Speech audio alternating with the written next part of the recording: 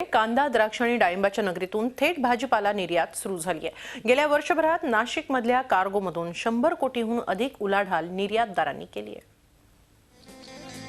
नाशिक जवळचं हे हॉलकॉन कार्गो, या कार्गोतून भाजीपाला थेट परदेशात जातो।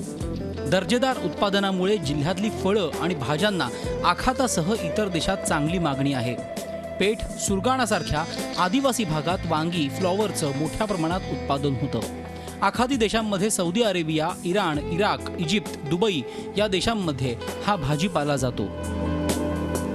1 जूनपासून 4337 मेट्रिक टन कोबी आणि 1030 मेट्रिक टन शिमला मिरची सौदी आणि दुबईमध्ये निर्यात झाली आहे। 558 मेट्रिक टन भेंडी इंग्लंड, जर्मनी, नेदरलँडमध्ये तर 464 मेट्रिक टन मिरची इटली, इंग्लंडला पोहोचली आहे। 471 metric ton tomato Gulf, Oman आणि पाकिस्तानमध्ये तर 461 मेट्रिक टन बीट आणि 190 मेट्रिक टन कोबी रशियात निर्यात झालाय।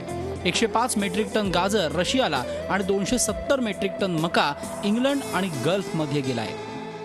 HLचा जो विमानतळ आहे तिथे HL आणि एक दुसरी कॉन्कॉर कंपनी आहे, हॉलकॉन नावाने आपण तिथं सगळ्या सुविधा दिलेल्या आहेत। ग्रेडिंग, पॅकिंग, कोल्ड स्टोरेज ह्या सगळ्या सुविधा आहेत।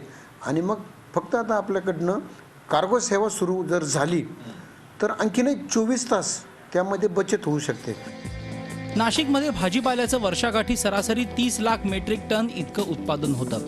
नाशिक बाजार समितीतील वर्षाकाठीची आवक 1.5 कोटी क्विंटल इतकी असते, तर भाजीपाल्याची उलाढाल साधारण 5.25 कोटी रुपयांच्या घरात असते।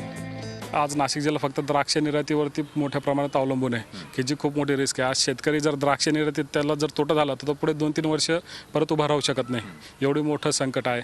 पण ते जर भाजीपाला वगैरे ह्या पद्धतीने सुरू केला तर जे पॅक हाऊस किंवा जे कोल्ड स्टोरेज फक्त 2 महिन्यासाठी चालतात ते वर्षभर चालू शकतात। आणि त्यातून जे तुम्ही आकडे सांगितले त्यापेक्षा कितीतरी पटीने मोठ्या प्रमाणात नाशिकमधून फक्त एक्सपोर्ट होऊ शकतं।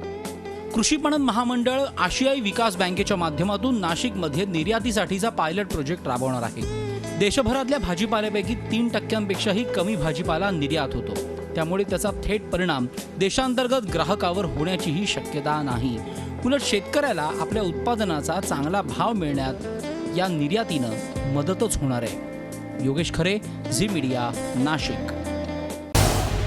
झी 24 तास रहा एक पाऊल पुढे।